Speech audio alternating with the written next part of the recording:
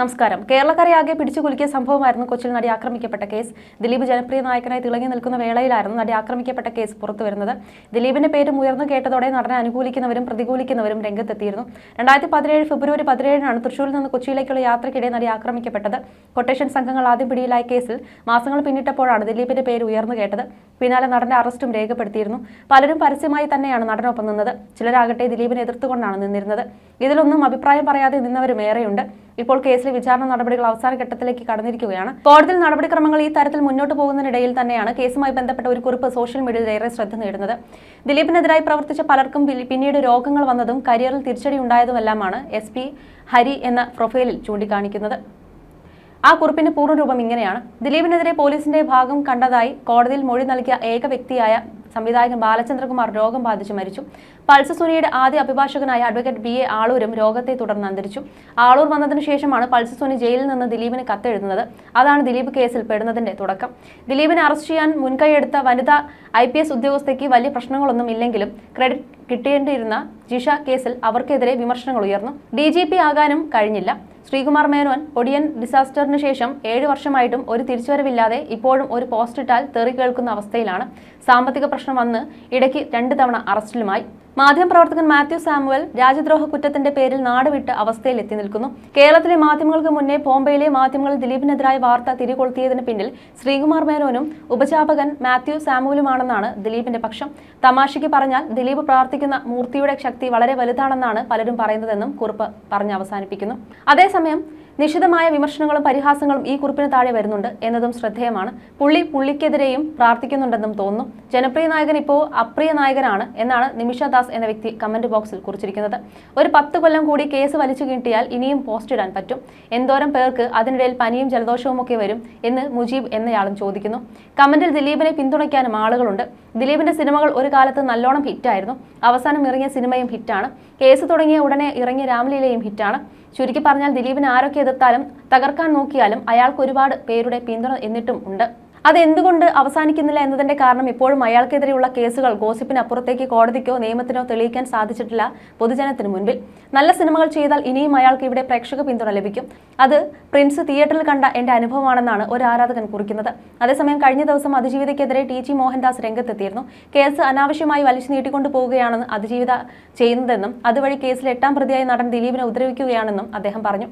ദിലീപിനെ സംശയത്തിന്റെ നിഴലിൽ നിർത്താൻ സംഘടിതമായ ശ്രമം നടക്കുന്നുണ്ടെന്നും അദ്ദേഹം ആരോപിച്ചു.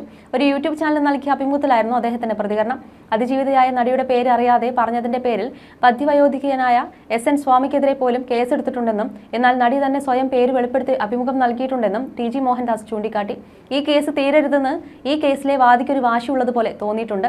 ഓരോ കാര്യത്തിലും ഹൈക്കോടതിയിൽ ചലഞ്ച് ചെയ്യുകയാണ്, അപ്പോൾ ദിലീപും ചലഞ്ച് ചെയ്യും.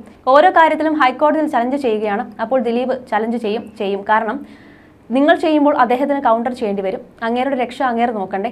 വാസ്തവത്തിൽ ഈ കേസ് തീരാതിരിക്കുന്നത് വാദിയുടെ ഭാഗത്തു നിന്നുള്ള നിരന്തരമായ ഉടക്ക് കൊണ്ടാണ്. അല്ലെങ്കിൽ എപ്പോഴേ തീരേണ്ട ഒരു കേസാണിത്. ഈ കേസ് ഇങ്ങനെ നിലനിർത്തി ഇപ്പോഴും ദിലീപിനെ സംശയത്തിന്റെ നിഴലിൽ നിർത്താൻ സംഘടിതമായ ഒരു ശ്രമം കേരളത്തിൽ പലരും ചെയ്യുന്നുണ്ട്. കാരണം അവർ നേരത്തെ തീരുമാനിച്ചിട്ടുണ്ട് ദിലീപ് കുറ്റക്കാരനാണെന്ന്. അത് എങ്ങനെ തീരുമാനിച്ചു എന്ന് എനിക്ക് മനസ്സിലാകുന്നില്ല. അവരുടെ പേര് പറഞ്ഞാൽ കുറ്റമാണ്. പക്ഷേ അവർ സ്വയം പേര് പറയുകയും വനിതയിൽ അഭിമുഖം കൊടുക്കുകയും മുഖചിത്രമായിട്ട് അവർ വരികയും ചെയ്തു. ഇതെല്ലാം കേരളത്തിൽ നടന്നു. അവരുടെ പേര് ഓർമ്മയില്ലാതെ വയോവൃദ്ധനായ SN സ്വാമി പറഞ്ഞു എന്ന പേരിൽ അദ്ദേഹത്തിനെതിരെ കേസെടുത്തു. ഇത്ര പ്രശസ്തയായ നടിയായതിനാൽ പേര് പറഞ്ഞു പോകും. എന്തെല്ലാം ദ്രോഹങ്ങൾ ചെയ്തു ഈ ആക്രമണത്തിന്റെ പേരിൽ. ഈ കേസിൽ ദിലീപിന്റെ ഭാഗം കറക്റ്റായി വാദിക്കുന്ന വക്കീലന്മാരെ ഒരു ചാനലും ചർച്ചയ്ക്കായി വിളിച്ചിട്ടില്ല. എതിരായിട്ടുള്ള വക്കീലന്മാരെയാണ് എപ്പോഴും വിളിക്കുന്നത്. ഇപ്പുറത്ത് സാധാരണ മനുഷ്യരും. വക്കീലിന് മുൻപിൽ സാധാരണ മനുഷ്യർ തോറ്റുപോകും. അപ്പോൾ ദിലീപ് കുറ്റക്കാരനാകും. ഈ ടെക്നിക്കാണ് ഇപ്പോൾ പ്രയോഗിക്കുന്നത്. കുറച്ച് ദിവസങ്ങൾക്ക് മുമ്പായിരുന്നു കേസിൽ അന്തിമവാദം പൂർത്തിയായത്. ഇതുവരെയുള്ള വാദത്തിൽ കോടതിക്ക് ആവശ്യമെങ്കിൽ വ്യക്തത തേടും. ഇതിനായി കേസ് മെയ് 21 പരിഗണിക്കുന്നതായിരിക്കും. അതിനുശേഷം വിചാരണ കോടതി കേസ് വിധി പറയാൻ മാറ്റും. 7 വർഷവും 1 മാസവും നീണ്ട വിചാരണ നടപടികളാണ് ഇപ്പോൾ പൂർത്തിയായിരിക്കുന്നത്. കേസിൽ CBI അന്വേഷണം ആവശ്യപ്പെട്ടുള്ള 8ാം പ്രതിയും നടനുമായ ദിലീപിന്റെ ഹർജി ഹൈക്കോടതി ഡിവിഷൻ ബെഞ്ച് നേരത്തെ തള്ളിയിരുന്നു. നടി ആക്രമിക്കപ്പെട്ട കേസിൽ വിധി അടുത്ത മാസത്തോടെ ഉണ്ടാകുമെന്നാണ് വിലയിരുത്തപ്പെടുന്നത്. കേസിന്റെ വിചാരണ നടപടികൾ ഏപ്രിലിൽ പൂർത്തിയായിരുന്നു. കേസിൽ 8ാം പ്രതി കൂടിയായ ദിലീപിന്റെ ഭാവി എന്താകുമെന്നാണ് സിനിമാ ലോകം ഉറ്റുനോക്കുന്നത്. 2017 ജൂലൈ 10-നായിരുന്നു നടൻ ദിലീപ് അറസ്റ്റിലാകുന്നത്. ഗൂഢാലോചന കുറ്റം ചുമത്തിയിരുന്ന ദിലീപിനെ പോലീസ് അറസ്റ്റ് ചെയ്തത്. കേസിൽ ദിലീപിനെതിരെ 19 തെളിവുകളുണ്ടെന്നായിരുന്നു അന്ന് പോലീസ് പറഞ്ഞത്. അറസ്റ്റിന് പിന്നാലെ ജാമ്യം ലഭിക്കുമെന്ന് ദിലീപ് പ്രതീക്ഷിച്ചെങ്കിലും 85 ദിവസങ്ങളോളം ജയിലിൽ കിടക്കേണ്ടി വന്നു. ഒടുവിൽ ഒക്ടോബർ 3-നായിരുന്നു ദിലീപിന് ജാമ്യം ലഭിച്ചത്. അന്ന് മുതൽ കേസുമായി ബന്ധപ്പെട്ട് മജിസ്ട്രേറ്റ് കോടതിയിലും ഹൈക്കോടതിയിലും സുപ്രീം കോടതിയിലുമായി 50-ന് മുകളിൽ ഹർജികളാണ് നൽകിയത്.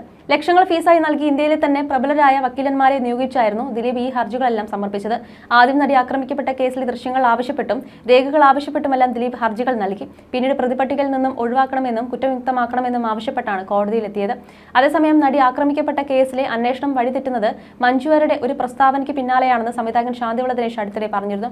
ആക്രമിക്കപ്പെട്ട നടിക്ക് പിന്തുണയുമായി സിനിമാ ലോകം കൊച്ചിയിൽ ഒന്നിച്ചുകൂടിയിരുന്നു. സിനിമാക്കാർ ഒന്നടങ്കം അതിജീവിതയ്ക്ക് പിന്തുണ പ്രഖ്യാപിച്ചു.